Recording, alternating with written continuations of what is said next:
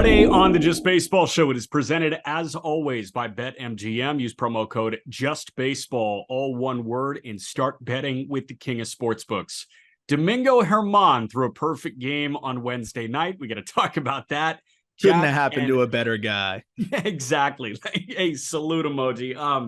No, we're going to talk about that here on Friday, June 30th.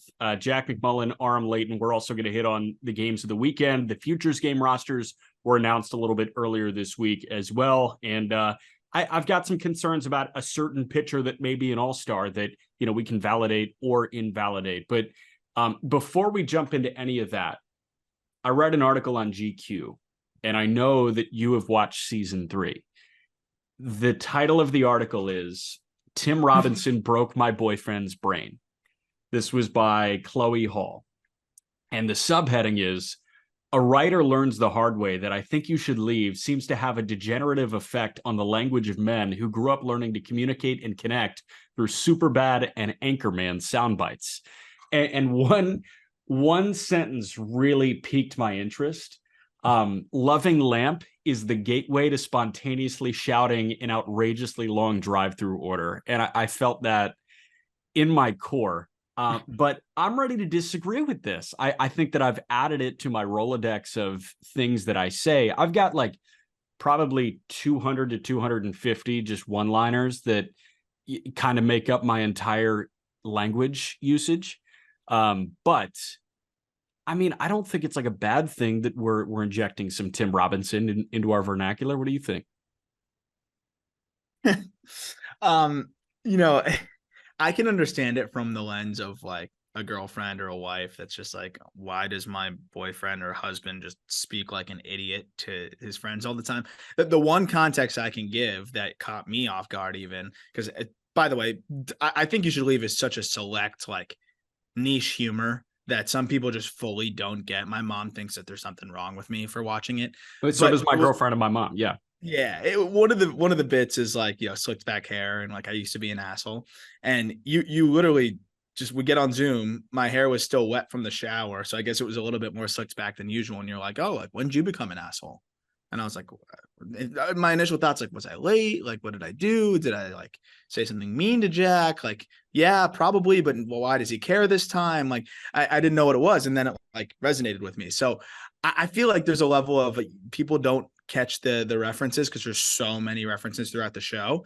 And, if you don't get it, like you're way off. Like you have no idea what this person's getting at.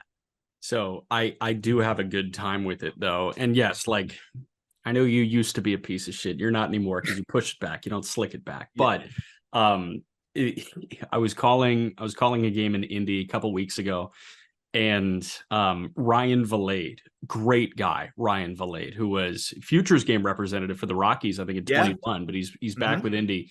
And Valade, only 2 triples of the season were in back-to-back games. And he hits his second triple. And I said, in the words of Bob Odenkirk, triples is best. And I was met by crickets, and I heard nothing for about 3 days.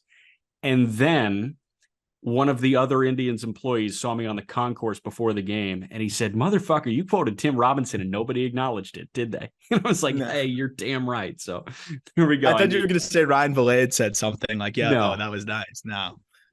Guy's too sophisticated. But Adley Rutschman noted, I think you should leave guy. Taylor Davis noted, I think you should leave guy. Unsurprising. It's big in baseball, man, because you just look for dumb shit to talk about. And that's the gold standard of dumb shit to talk about.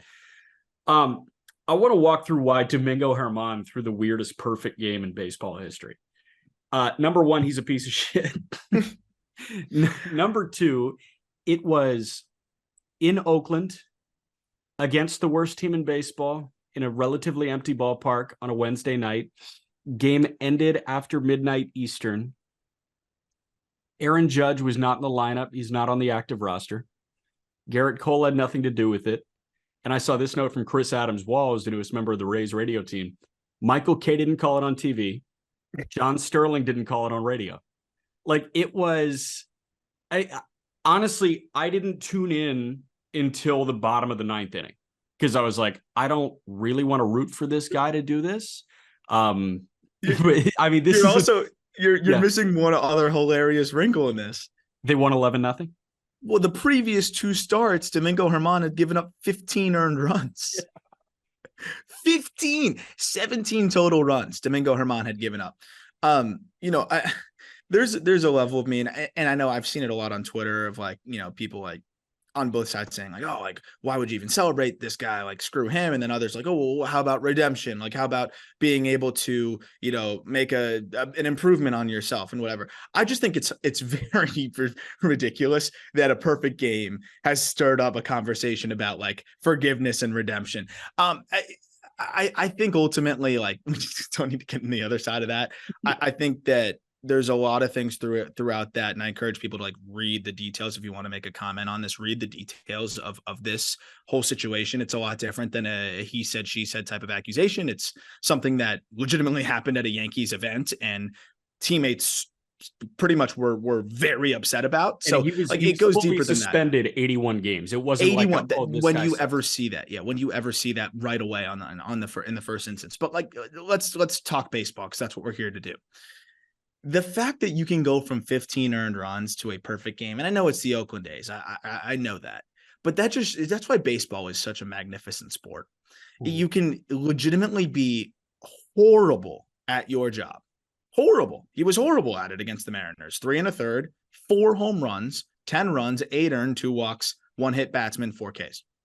And then the next week, 5 days later, 6 days later, even if it's the A's, you can be perfect.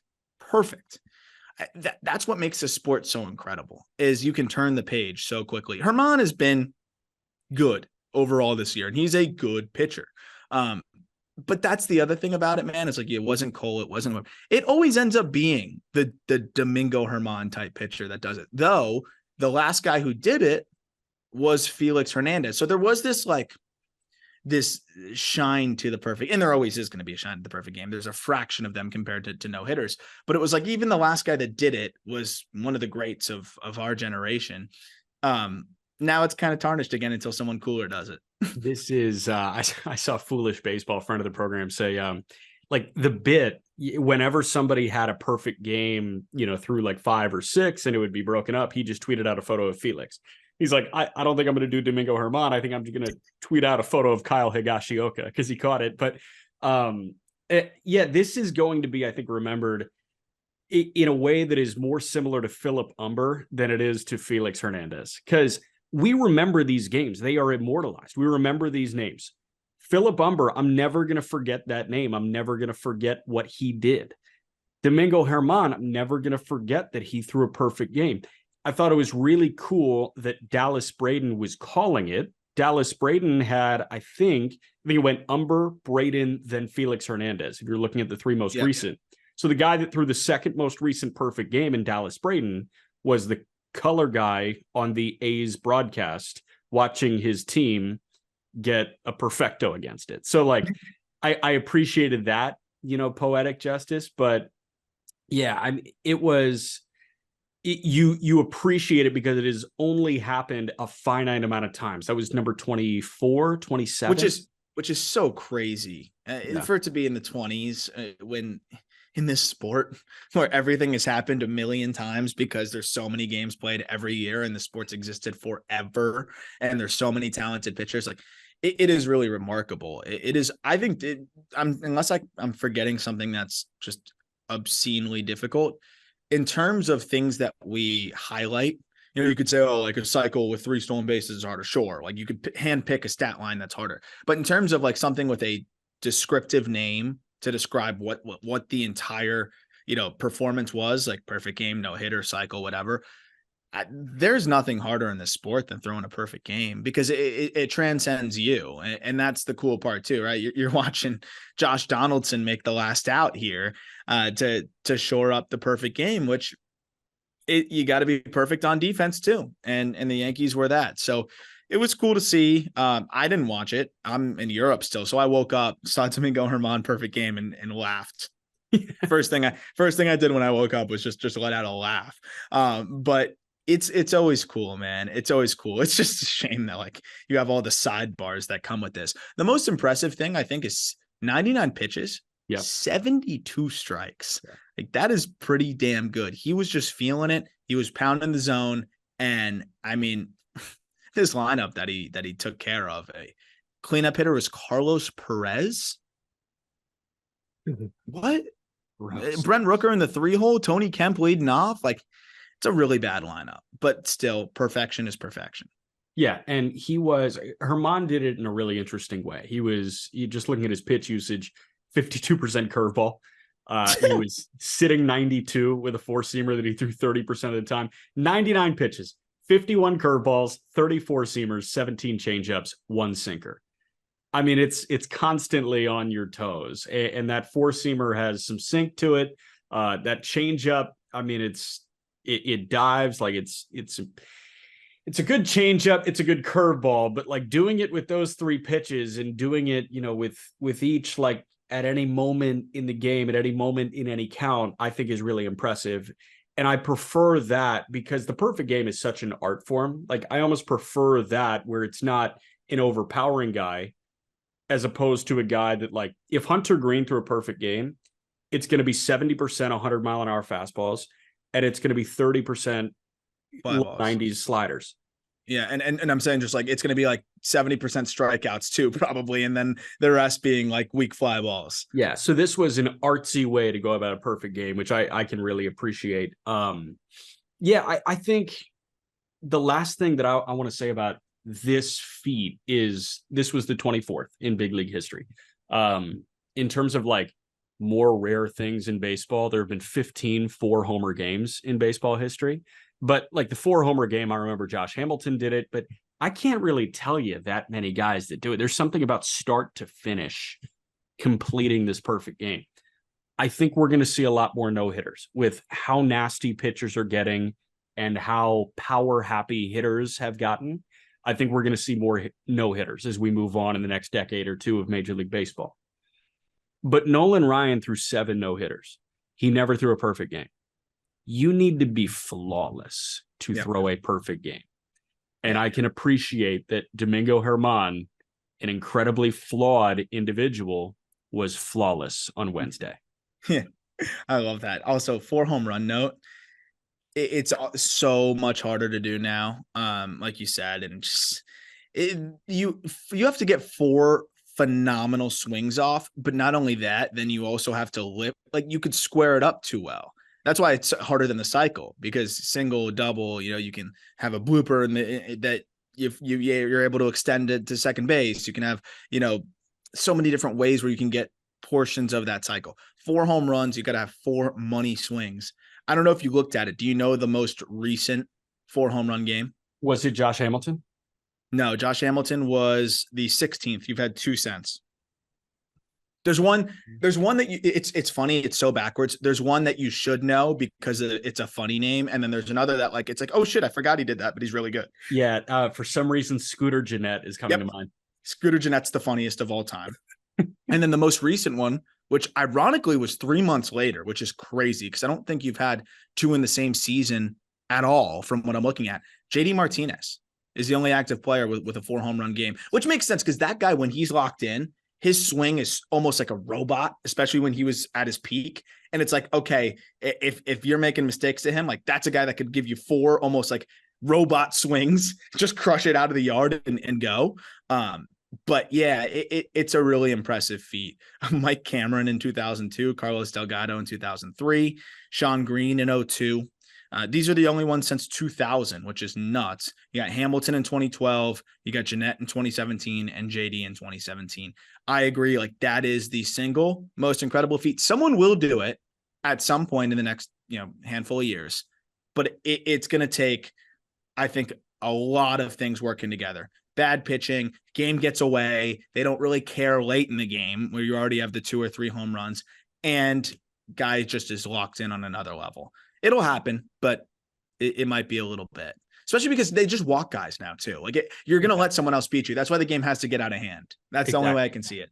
I think the guy that like, if I were to pick a leader in the clubhouse, the best candidate for a 4 homer game, it's not Jordan, it's not Judge, it's not even Ohtani or Matt Olson.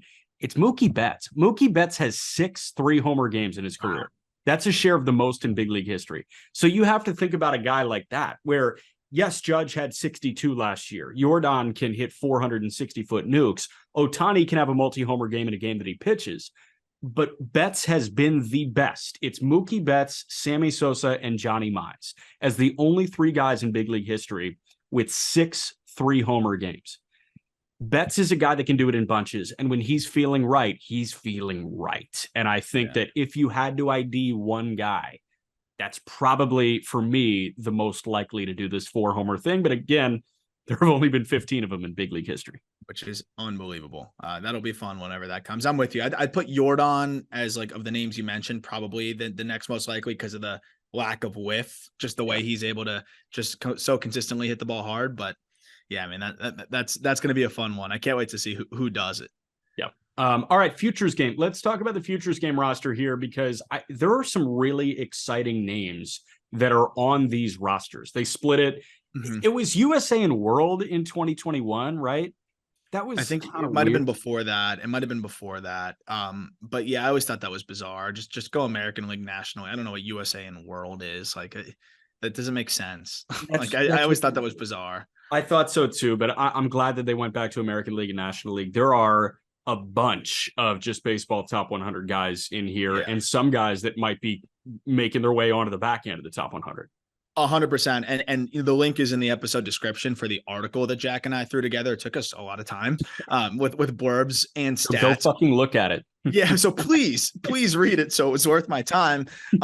It's everything you need to know on basically every futures game player. Or at least like a quick lowdown on each player and their numbers. So, we'll talk about some of the notables on both sides, people for, players for you to look out for, because I know not everybody that listens to this podcast is like as tuned into the prospect world. If you are, like, we're going to have a super in-depth episode on the call up, breaking down every single player on the roster. But there's just a lot of fun in this game. And I will say though, Jack, before we get into it, there's a lot of really good players, and I don't want to take away from the excitement, but I do feel like we're seeing some teams mail it in a little bit more with this. Like, this used to be something where you had to send your best guys no matter what. Yeah. And if there's some teams with just their org kind of stinks, they don't really have guys that like fit the criteria yet, but I find it a little surprising that, some of the teams, which we'll go through, like guys that I'd like to see, like, how is Tamar Johnson not there for the Pirates versus who they're sending? Maybe they don't want to disrupt their schedule and want those guys continuously playing. And maybe that's what it is. But like, you miss a weekend. I don't know. It didn't used to be that way. So most teams sent their best guys, but there's a few teams where it's like, they must hate the futures game. Yeah. I mean, I agree with you. And like, we were looking at the Miami Marlins and Nasim Nunez. We love Nasim Nunez, and you were a big fan of his when he was a guest on the call up. And this guy can burn, but I mean, Nasim is like, not one of the blue chip hitting prospects in the Marlins system. Pat Monteverde, the other guy that they're sending, is 25 years old. Yasver Zulueta is second year going to the futures game. He is a starter converted to a reliever that is walking 7.5 guys per nine. Yeah. Like, why is Yasver Zulueta there? I want to see Tiedemann again. Yeah. And if Tiedemann's hurt, like, they've got other guys they can send. The Jays have plenty of other dudes that they could probably send. That Mako, right? They could send him. They could send Sem Robers, like, which they sent actually. So he's one guy that could go. There's a handful of guys that have been playing really well in that system that we can get into that, like, you could probably send, but they sent the reliever. But again, not every team followed that. There's a ton of top 100 guys, and you want to just highlight a few of our like favorites, I guess, on both ends. Yeah, so I was just going to go through like positional groups. I was going to start with the AL and pitchers. Should I rip off all the names and we ID like one or two guys in each group? Yeah, you might as well. Yeah, so in the American League, the pitching group, Clayton Beeter of the Yankees, Joey Cantillo of the Guardians, David Festa of the Twins, Sem Robers of the Toronto Blue Jays, Yasver Zulueta of the Blue Jays, Shane Drohan of the Red Sox, Jonathan Cannon of the White Sox, Owen White, the only guy with big league service that's going to throw in the futures game of the Rangers, and Will Klein, upper 90s guy for the Kansas City Royals. Who jumps out to you in that group? So, there's like the level of like, okay, I don't want to see a reliever. And that's why I was like, Zulueta, whatever. Will Klein is fun because he's going to come into that game and he's going to throw 102. Yes. So like that, props to the Royals. If you don't want to send one of your like more blue chipper, you don't want to send Mazzucato because he's recovering from injury. You don't want to send somebody else. Send a guy that's going to light up the radar gun and get people talking. But of those names, it's got to be Joey Cantillo in terms of the intrigue. Like Cantillo with the Guardians has just been nasty. We've talked about him on the call up. I mean, just carving through guys. He's run into a little bit more trouble in AAA. Is understandably, it's a good challenge for him.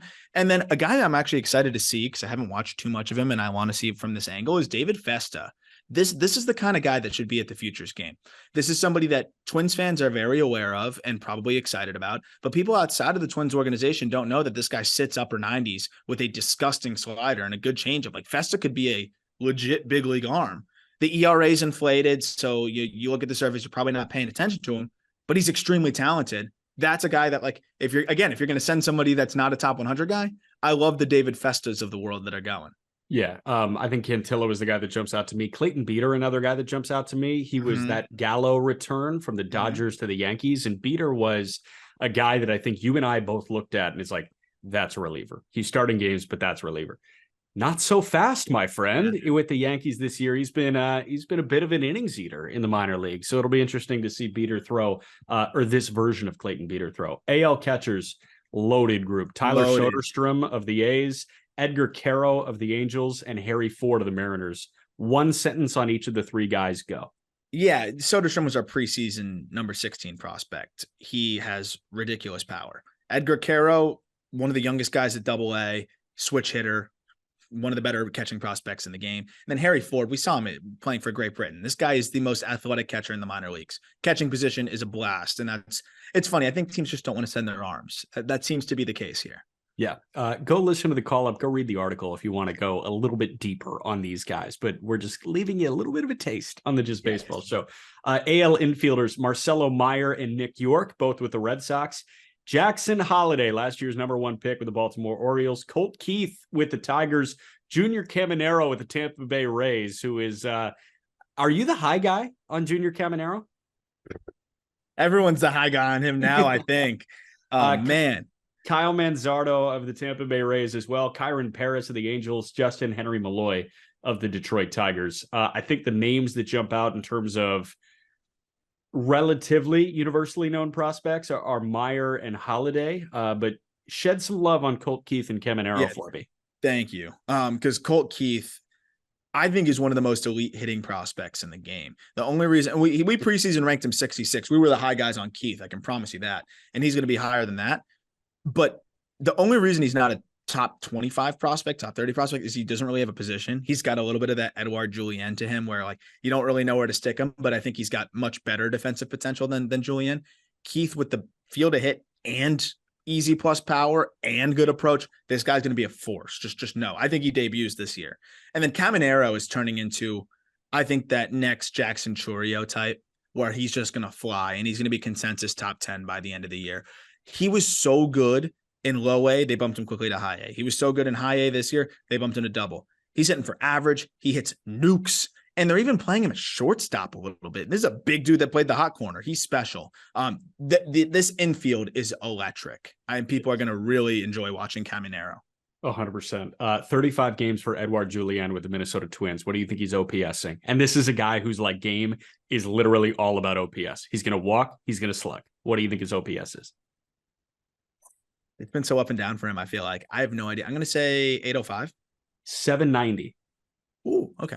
That's good. I can appreciate that, man. I think as Julien a rookie with sporadic playing time, that's good. I think Julien is as close to bust proof as we've got because he's always going to walk. He's always going to slug. He's far from the problem in Minnesota right now. I can tell far from the problem.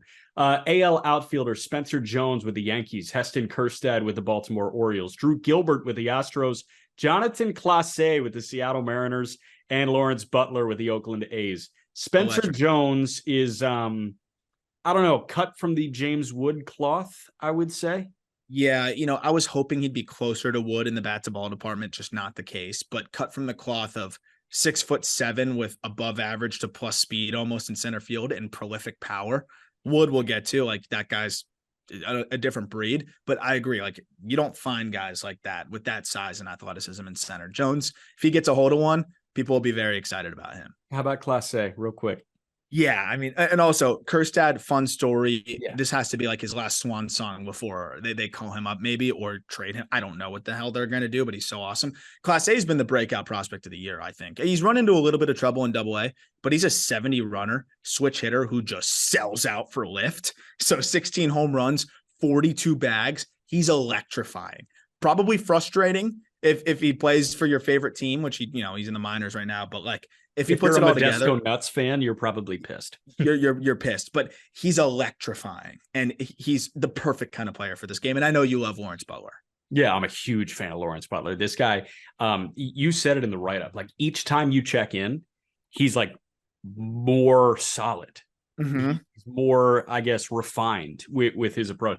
I thought this guy was tooled out when I saw him in high A in 2021. And that was just a brief moment at high A at the end of the 2021 season. But last year, the entirety in high A, this year so far, the entirety in double, and Lawrence Butler is slashing 284, 350, 460, K rate under 20%. I think that's massive. That's the big note. Yeah. Big note there. A's have a good one in Butler. Top 100 guy potentially. Yep. National League pitchers: Kyle Harrison of the Giants, Carson Whisenhunt of the Giants, Mick Abel of the Phillies, Tink Hence of the St. Louis Cardinals, Jacob Mizorowski of the Brewers. Take note, folks. Oh. You're going to fall in love with him. Mike Vassell of the Mets, Spencer Schwellenbach of the Braves, Patrick Montverde of the Marlins, and J.P. Massey of the Pirates. It's all about Mizorowski, man. That's the one that people are going to come away like, who the hell is this guy? Yeah, again, you can read the article on the handful of top 100 guys. Shout out to the National League for sending top 100 arms. Kyle Harrison, top 100, Abel, top Tink 100. Hence. Shout out to St. Louis for sending Tink Hence. Yes, but he deserves this opportunity. Like, this is a guy that is so fun on the mound, and I think people are going to really love him. But I'm going to make one prediction on this game. Jacob Mizorowski is going to go viral. Yes. Because I don't think a lot of people have seen Jacob Mizorowski throw. Brewers right-handed pitching prospect. He's 6'7", but you've heard us recently talk about vertical approach angle, vertical attack angle, where you release the ball, and how it looks like it's carrying out of the hand. The lower you release it, the better. His vertical attack angle for a 6'7" pitcher, and you want to release it as low as possible, it's as low as humanly possible for a 6'7" pitcher. So he gets insane extension and releases it low. That combination is going to make him unhittable. Oh yeah, by the way, he touches 100. And he has a low 90s cutter. I've talked to some guys that have faced him in the minor leagues, and he's still honing in on the command like most 6'7" young starters are. But they've said most uncomfortable at bat they've maybe had in professional baseball. Low 90s cutter, mid 80s sweeper, 100-mile-an-hour fastball. I promise you, Pitching Ninja is going to put him up there, and he's going to go viral, and people are going to say, "What the fuck is this?" And it's so weird, bro. Like, he's 6'7", but he's so whippy, and you can't see the ball. Like, it's so unorthodox. It looks like Slender Man is on the hill, and he's pumping 102 at you. It's fun. It goes without saying, will be well within the top 100 update. Yes. All right, NL catchers, my guy Endy Rodriguez with the Indianapolis Indians and the Pittsburgh Pirates, Jefferson Carroll with the Brewers, Dalton Rushing with the Dodgers. This is a good trio, and actually Endy has been the worst performer of the bunch in the minor league so far. And you can speak to Endy. Like, his numbers have been, underwhelming. I don't think anybody's concerned about him whatsoever. Nothing jumps off the page with him, but this is just such a good baseball player, switch hitting catcher. That was our minor league hitter of the year last year. I don't think you're worried about Endy. No, I'm not worried about Endy, and I will tell you now, I fucking love the guy. That dude's makeup is off the charts. He is awesome, and I think we're going to get a chance to link with Endy. If we do, some content will be coming to the Just Baseball page on that front. So, reminder to Mets fans, just wanted to pile on real quick too. That man was traded in a 3-team trade, but essentially transactionally for Joey Lucchesi. Yes. Endy Rodriguez for Joey Lucchesi. Joe Musgrove made his way from Pittsburgh to San Diego in that deal, but like it was a mess. NL infielders, 2 Arizona Diamondbacks, Jordan Lawler, Ryan Bliss, Jackson Merrill with the Padres, Noelvi Marte, who I just saw make his AAA debut with the Cincinnati Reds, Brady House of the Nationals, Nasim Nunez of the Marlins, and BJ Murray of the Chicago Cubs. So real quick on the catchers too, Jefferson Carroll is probably my favorite catching prospect in baseball at this point. Yeah. We were the high guys on him before the year, and I think now everyone's going to have him in the top 100. Electrifying. You'll enjoy him. Rushing, might not catch, rakes. Yeah, I'm excited to hear your thoughts on the Marte debut. That this is, kind of that next wave of Reds prospects. He can really swing it.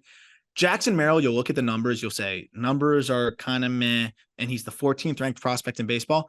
This kid is polished, and he's playing in one of the worst hitter environments where you used to call games, Jack, in Fort Wayne.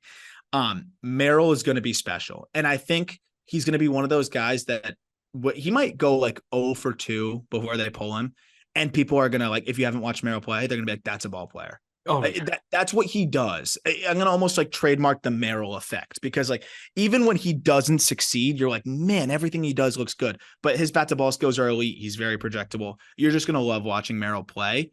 And then I gotta shine some praise on Brady House. I was very frustrated with Brady House last year, and you can only know so much. He was hurt, and I've dug deeper into this. I've reached out to people. It was the Nationals kind of undersold how banged up he was. He's hitting the shit out of the ball this year, exit velocities and power wise. This guy was a 11th overall pick in 2021. Crazy juice. He could be fun. And then Naz Nunez, he's here because he flies, but this guy will make some of the best plays you'll ever see in the field. I'll never forget. I've mentioned it a couple of times, I think, on the call up, but it's the best way I can describe it.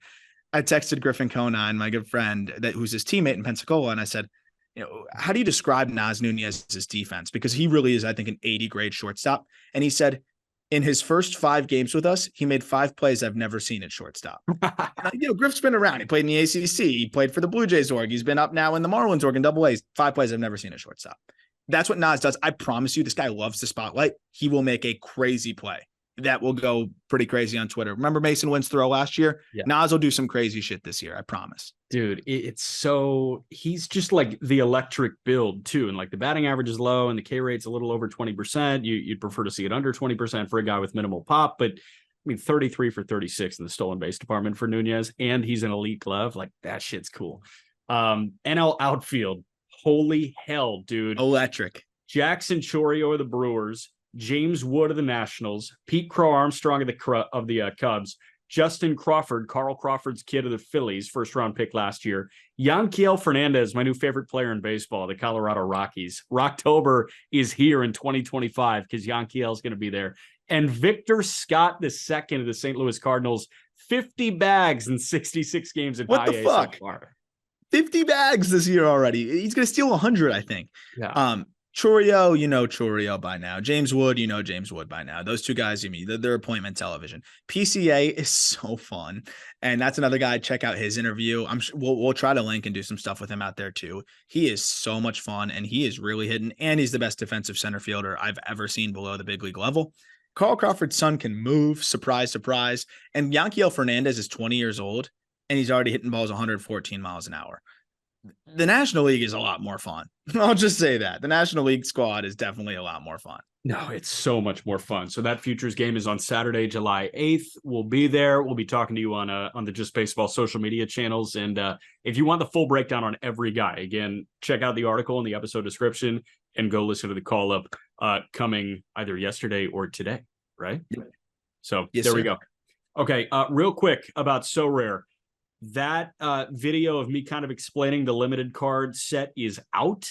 I'm in the process of deliberating like whether I want to pull the trigger on some of these limited cards or not. Like Dalton Varsho is one of those guys that's always going to have a special place in my heart because he can play catcher. He can play out, like he can do all of it. Varsho, I feel like can't be this bad moving forward. And would you call him bad? Like, he got off to a really slow start, but the Blue Jays are just in a weird spot. Like, does Dalton Varsho make any sense to purchase for a little under $10? No, those are the kind of cards I'm looking for in the limited space. And again, you can draft your team for free and win merch and play in our fantasy baseball league in there. But as you kind of start to have more fun with it, I think you'll want to get into the limited side of things. For me, I'm not going to spend more than $10, $15 on some cards to add to my team. Right. I kind of want to piece it together. So I want guys that have the upside to be all-stars, but aren't playing like one or hadn't played like one yet. Like Arias ahead of this year was my one pickup. Look, Varsho might not ever get to where we think he can. But from a fantasy perspective, and I still think he's going to bounce back and be better.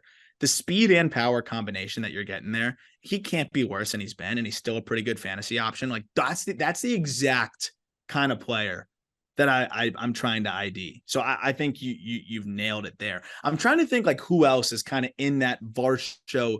Like Ketel Marte would have been a perfect example of that before the year started. I don't know what his price is at now, but like he's probably still relatively affordable. But Marte was a guy that all-star caliber wasn't playing like one. You could probably have picked his card up for about $10. Like those are the guys that I love for the limited lineups, because if they have a good week, you can win big time prizes when those guys all click, and they have the boom potential to be as good as anybody when they're right.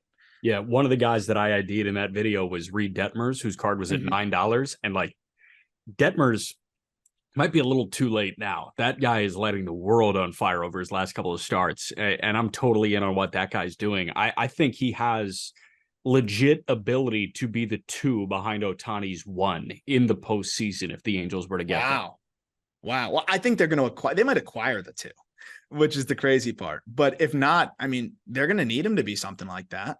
That's crazy though.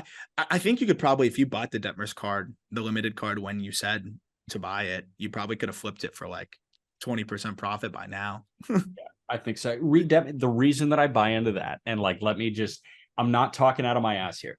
Detmers, I think, has this pitch mix that's just going to work. The fastball is full blown 95. It was 90 at 91 to 93 at Louisville, but like he's sitting 95 now. He'll go and grab a 6 or a 7. The slider's fucking good, man. And the curveball is still the curveball. That implementation of the slider, and we started to see it, I guess, back half of last year where the slider got really good. If he can go mid-90s heater, great curveball, and a nasty slider, I think with that guy, with that unique delivery and with that like bulldog mentality that we both know he has, I think that can be a legit too. Yeah, I think he's in that category of like the stuff is good. If he's off a little bit, he's going to look like that 4. But when he's on and he's got good command, he's one of those guys where when it's pinpoint, he can dominate because the stuff is good enough. 3 above average pitches, 1+ pitch, and you spot, you're in business. A subdued version of that, and the last guy I'll mention, like Braxton Garrett. Yes. Nothing is plus, but everything is like 45, 50. So if he's not commanding it, yeah, he might have a rough start. But when he's commanding it, he has so many different ways he can get you out that he dominates, and he has been dominating lately. That's another one on So Rare. I'm picking up Brax. He's less than $10. He's a no-brainer, and he's young, and you get to keep these cards as long as you want. So you have him for next season and beyond that. It's a great excuse to go grab like your favorite underrated guy on your favorite team. Like for White Sox fans, Absolutely. If you want to go grab Gregory Santos for your bullpen, like go do it. That's a 23-year-old that looks good. So yeah, again, join our league. It's in the episode description here. But if you already are in our league and want to get a little bit more involved, check out the limited cards there. I want to wrap with games of the weekend. But before we do that, we were texting and you were on a little watch party that we did on YouTube, which was really fun with some of our guys, Ethan, Clay, and Ben Bellotti. YouTube Mastermind hopped on as well. So we were talking about Joe Ryan's blow-up start on Tuesday against Atlanta, and that was bombs away against Joe Ryan. And that was a level of, I don't know, I guess, vulnerability and mortality that we had not seen from Joe Ryan yet this year, because this was a guy that got to 100 punchies and had walked 12, 13. So Joe Ryan getting lit up by a really good offense, maybe the best offense in baseball in Atlanta, at least right now. I know Tampa's been great. I know Texas has been great, but the best offense in the National League. What do you make of Joe Ryan's struggles on Tuesday? You look at a Joe Ryan, and I have a theory on this, and I was talking about it on our stream. There was your stream that I kind of impeded. Also, speaking of impeding, you probably catch my family kind of sneaking in and out behind me. There's a level of when those fastball dominant guys are on, they're unhittable. Like kind of similar to what we were just talking about. When you have the high spin, high end zone with fastball guys, and they're clicking, like Bryce Miller, for example, they say, here's the fastball, try and hit it. And most guys can't. Yeah. But when they're off, there's no fallback plan. What's your fallback plan when you throw your fastball 60% of the time? That's the struggle. And the thing is, the difference between, I think, the Christian Javier's and previously the Joe Ryan, because Joe Ryan looked really good, but I think now this is showing us the difference between the Javier's and the Ryans is that consistency, because you're going to have way more blow up starts when you're fastball dominant. And I thought that this is exactly what it's been. I also think specifically to Joe Ryan, because Joe Ryan's been good, not great. And again, I think the fastball dominant guys, it's like what I always used to say about Mike D'Antoni. Like, he's going to be the reason why you get to the playoffs, and he's going to be the reason why you lose in the playoffs. Like the strategy of getting buckets, taking threes and subpar defense, like it can get you to the playoffs, but it might hurt you in the big spots. I think with a guy like Joe Ryan, he adds the splitter to try to give himself another wrinkle, but the slider has been diminished. Like, it is a horrible pitch. The slider does not get any outs. So now the splitter ends up being that better out pitch. But a splitter is a very hit or miss pitch. And you remember, like, a lot of those splitter guys, when they didn't have the splitter, would get blown up. Remember Tanaka? The starts, he didn't have a splitter. It was over. So Joe Ryan now is like double in the hot and cold kind of category, because he's fastball dominant and he's a splitter guy and the slider's unusable. So I still think Joe Ryan is great. And I think when he's on, he's going to dominate. But I think we're going to see those blow-up starts, and I think he's going to be cut from a similar cloth to that Tanaka, but a little bit more subdued because the stuff isn't quite as good. Right. Yeah, that's fascinating, because like we only saw the good from Joe Ryan, and the fact that he was able to only show us the good for the first, 14 starts of his season is a testament to Joe Ryan. And who's not to think that, he's going to get back to that good stretch. I think Joe Ryan is certainly all-star worthy this year, but that was an eyebrow-raising start. I have one last thing to say on him is you have an approach now against Joe Ryan. The slider, he's only throwing, over his last, you go specifically to his last 5 starts, he's only thrown his slider 9% of the time. And he only lands it for a strike 59% of the time. And even so, opponents are hitting .417 against it. I'm not worried about his slider. So now I have 2 pitches to worry about: a splitter and a fastball. Where does a splitter go? Down. Where does Joe Ryan's fastball go? Up. Eliminate one of them. You know what I'm saying? So like that's where it's at. So now he has to beat you with the pitch that you're expecting, or there's no east to west here. So there's a lot. Yeah. And that's kind of where he's at. So I think he'll figure it out. He'll still have those starts where even if you are able to split it in half and game plan, he can still beat you because he's still racking up a ton of a whiff and chase on the fastball. Yep. But again, league adjusts to you. Let's see how Joe Ryan adjusts back. He's going to be fine though.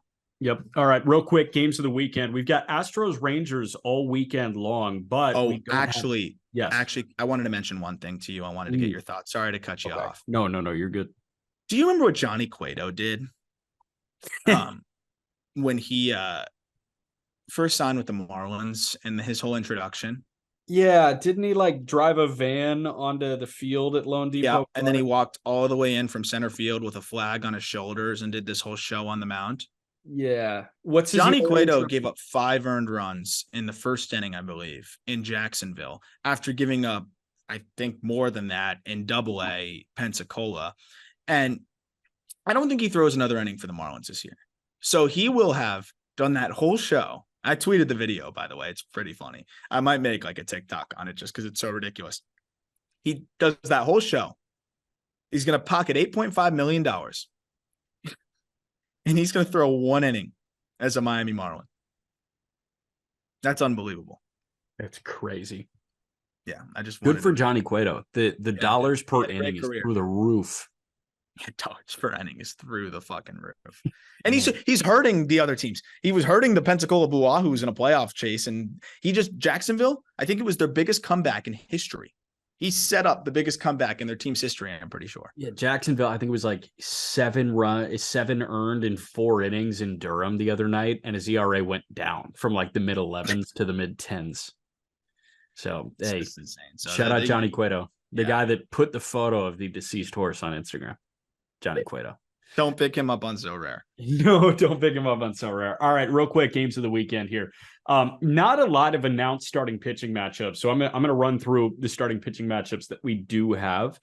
2 intriguing ones on Friday, but I will tell you that Astros Rangers I'm gonna be really keyed in on, and Marlins Braves I'm gonna be really keyed in on. Don't be. You think it's going to be a mutilation? It might be, but this is a great like litmus test, right? At least it's good that there's like buzz around it. No, it's great that it matters. It's great that it's not like let's just try to survive this. I mean, the Marlins just took a series from the Red Sox for the first time since what was it, 2007? I don't even know. Yeah. And they might sweep for the first time in franchise history. Yeah, I mean, the excitement has never been higher. So if the Marlins can take that series, I think, Craig Mish, who's been very understandably harsh on the Marlins, which he should be over the last couple of years, said the team might be all in if they keep riding this. I don't know what all in looks like, but a couple wins against the Braves to ride into the All-Star break, assuming they keep the momentum rolling. If you take a series against the team that has been just ravaging baseball, I'm really interested to see what all in looks like. So I'm with you. I think that series does have really interesting implications. All in definitely looks like Yan Gomes. All in is Yan Gomes and overpaying for your Jeimer Candelario. Yeah, I think so. Yeah. All right. Games of the weekend, real quick. 5:10 on Friday in Cincinnati. Yu Darvish against Graham Ashcraft, who looked decent coming off the IL. The Reds are hot, man, and the Padres are the Padres right now, but Yu Darvish could get them back on track. That is a very Homer happy ballpark, though, that Darvish is coming into. How about the implications on this one? I think the Reds are already sold on being buyers, but how aggressive? Are you all in, quote unquote, or are you cautiously buying? I think they should be somewhere in the middle. Can the Padres fight for their season? Can Ashcraft look like maybe early Ashcraft? I thought he was better than the stat line. I agree with you. So, I mean, if Ashcraft gets back to even something in between what he's been and what he was before that, outlook looks a lot better for the Reds. So that's a big highlighted one for me too. Yep. 10-10 in Seattle. Shane McClanahan against Bryce Miller. You're just going to highlight every McClanahan start every single time. Yes, because McClanahan's goated. That's fun. That is a fun. There's not that many implications. So the Mariners are fighting for their lives. That's about it. It's kind of crazy, man. Let's go to Saturday now. I think this lines up for Glasnow and George Kirby on Saturday. Yeah, it's electric. This should be a fun. This series should have been one of those like series of the year if the Mariners were playing the way they're supposed to. But hey, this is a way to get on track. They're not dead yet. Yep. 4:10 on Saturday. I think this lines up for Sandy Alcantara against Charlie Morton at 4:10. Are you buying with Sandy selling? I've been vocal about not being overly concerned with him. I think it's been death by several paper cuts. I think it's a mixture of a lot of things that are hurting Sandy. So I think this start will tell you a lot. And I think you'll get a better answer from me. Even if he goes 5 innings or 6 innings of 3-run ball, I'll feel better. It's just if he doesn't have that blow up inning and it looks like he's progressing, the Braves have given him a hard time. That one should be circled on everybody's calendar that's been asking what's wrong with Sandy Alcantara. Like, this is the time to find out. This is totally the time to find out. Justin Verlander throws against the Giants at home on Saturday at 4:10. After the Steve Cohen press conference, does Verlander throw 8 innings of 1-run ball? I almost hope he doesn't, because then like everyone's gonna be like, oh yeah, like Steve would have fire under them or whatever. Yeah. It's totally up to Justin Verlander. I will say the last start was better, but he's been doing this weird like every other start thing. So I'm interested to see if he can shake the every other start thing and give us 2 straight good starts. Yeah, pick a series winner. That's how I want to wrap this. 3-game series. Reds, Padres in Cincinnati. Wouldn't this just be the series for the Padres to get going? Yeah, I pick the Padres. Or it's where they die, and you have the Reds who are really surging. I'm gonna go Reds. I think the cream rises to the top here. You got a team that's really, really scuffling, and you got a Reds team that's the opposite. Okay, 3-game set in Arlington. Astros, Rangers. This is another one, man. Like, what's up with the Astros? You said in Arlington. I think the Astros have a fire lit under them in this one. This is a statement one. Like, hey, you were really worried about us because I said I was worried too. I'm not talking about them listening to us, but I'm just saying like other people were worried. I think the Astros remind us who they are. Yeah. The Twins are running out Pablo Lopez, Bailey Ober, Sonny Gray in a 3-game set in Baltimore. 3 best arms. 3 best arms in Baltimore. Did the Twins take this series in Baltimore? I think it lines up for Bradish, let's see, Bradish, Cole Irvin, and Dean Kramer. I'm going to say no. You're taking an offense that has just been putrid, and you're putting them in a place where the balls that they're like, I finally got a hold of one, is not getting out. I'm going to go no. I'm going to go Orioles take this. Okay. Last one. Arizona goes to Anaheim this weekend. 3-game set. You've got Diamondbacks, Angels. I think this is going to be an awesome weekend series. Yeah. I think the Angels are getting ready to really, really, really heat up. I'm going to go Angels here. Ohtani is kind of clicking on another level now. Cylinder. Yeah, he found another. Trout's looking like Trout again. The rest of the team is looking solid. I'm going to go Angels. Statement series from the Angels too. All right, there we go. Every link you need is in the episode description. Have a great weekend, you fine people, and we'll be back talking to you on Monday.